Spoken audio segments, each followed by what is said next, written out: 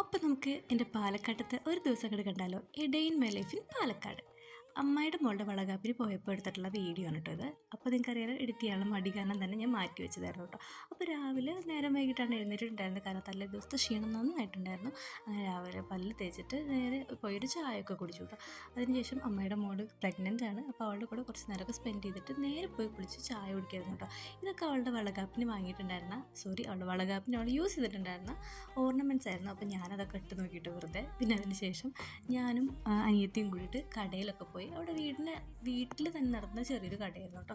അങ്ങനെ ഞങ്ങൾ അങ്ങോട്ട് പോയി. ഞാൻ ഇവിടേക്ക് ആക്ച്വലി ഒരു 4-5 വർഷം മുന്നെയാണ് പോയത്.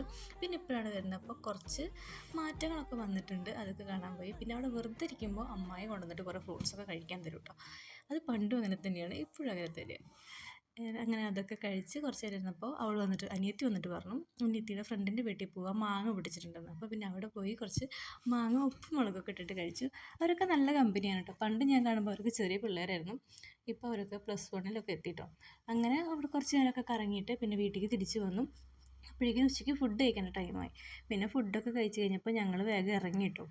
പിന്നെ പോകുന്ന വഴി കഴിക്കാനായിട്ട് അമ്മായി കുറച്ച് സ്നാക്സും കാര്യങ്ങളൊക്കെ തന്നു വിട്ടിട്ടുണ്ടായിരുന്നു. പിന്നെ എൻ്റെ അമ്മയുടെ കൈ കണ്ടറിയാലോ, അമ്മയ്ക്ക് കൊടുക്കാനുള്ള ചെടിയാണ് കയ്യിലിട്ട്. എവിടെ പോയാലും ചെടി കൊണ്ടുവരിക എന്നുള്ളത് അമ്മയുടെ എന്തോ ജീവിത ലക്ഷ്യമായി മാറിയിട്ടുണ്ട് ഇപ്പോൾ. അങ്ങനെ എല്ലാവരോടും യാത്ര പറഞ്ഞിട്ട് ഞാൻ അവിടെ നിന്ന് ഇറങ്ങിയിട്ടോ.